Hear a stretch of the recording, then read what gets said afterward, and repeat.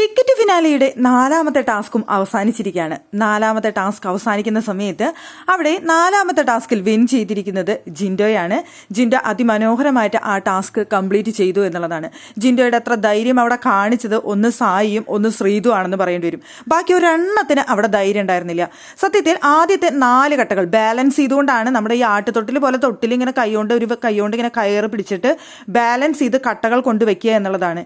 ഏറ്റവും കുറഞ്ഞ സമയത്തിനുള്ളിൽ കൂടുതൽ കട്ടകൾ വെക്കണം. അപ്പൊ ആദ്യത്തെ 4 കട്ടകൾ വെച്ചിട്ട് പിന്നെ ഏറ്റവും പുറകിലേക്ക് പോകാനായിട്ട് ഒട്ടും ധൈര്യമില്ല ആർക്കും തന്നെ.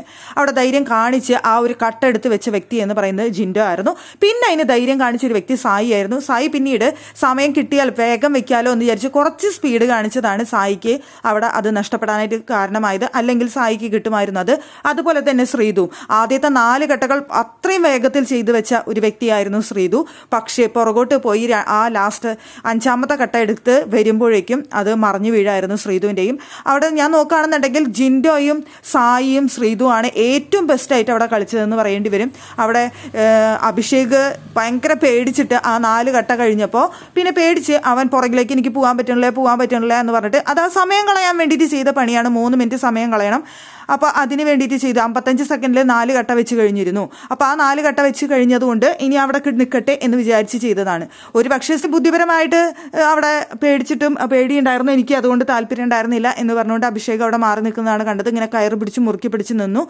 ബാക്കിയുള്ള 2 മിനിറ്റും അങ്ങനെ തന്നെ നിന്നു അവിടെ അഭിഷേക്. അതുള്ളതുകൊണ്ട് അഭിഷേകിന് സെക്കൻഡ് കിട്ടി. അവിടെ തേർഡ് വന്നത് ജാസ്മിനാണ്. ജാസ്മിൻ 1 മിനിറ്റിൽ 4 കട്ടകൾ വെച്ച് തീർത്തു എന്നുള്ളത് കൊണ്ട്. അർജുനും നോറയുമാണ് ആദ്യം തന്നെ അതിൻ്റെ ഉള്ളിലേക്ക് കട്ടകൾ വെക്കാനായിട്ട് പോയത്. ഒരു കുന്തവും മനസ്സിലാവാതെയാണ് അർജുൻ അവിടെ കളിക്കാനായിട്ട് ഇറങ്ങിയത് എന്ന് കണ്ടപ്പോൾ തന്നെ മനസ്സിലായി. ഗെയിം മനസ്സിലായിട്ടില്ല എന്നുണ്ടെങ്കിൽ പിന്നെ തുടക്കം തന്നെ കയറിയിട്ട് ഗഡ്സ് കാണിക്കേണ്ട ആവശ്യകത ഉണ്ടോ എന്ന് തോന്നിപ്പോയി. വെറുതെ ഗഡ്സ് കാണിച്ചുകൊണ്ട് കാര്യമില്ലല്ലോ. ഗെയിം മനസ്സിലാക്കിക്കൊണ്ട് വേണമല്ലോ കളിക്കാനായിട്ട്. ഒന്നും മനസ്സിലാവാതെ അവിടെ നിന്ന് ഗെയിം കളിച്ചൊരു വ്യക്തിയായിരുന്നു അർജുൻ. ആ ഗെയിം എന്താണെന്ന് പിന്നീടാണ് എല്ലാവർക്കും കാര്യം മനസ്സിലായത്. അപ്പോൾ പിന്നീട് എല്ലാവരും അതിമനോഹരമായി ചെയ്തു. ഒന്നും മനസ്സിലാവാണ്ട് അവിടെ നിന്ന് ഗെയിം കളിച്ച് ഗെയിമിൽ നിന്ന് പുറത്തായ ഒരു വ്യക്തിയായിരുന്നു അർജുൻ.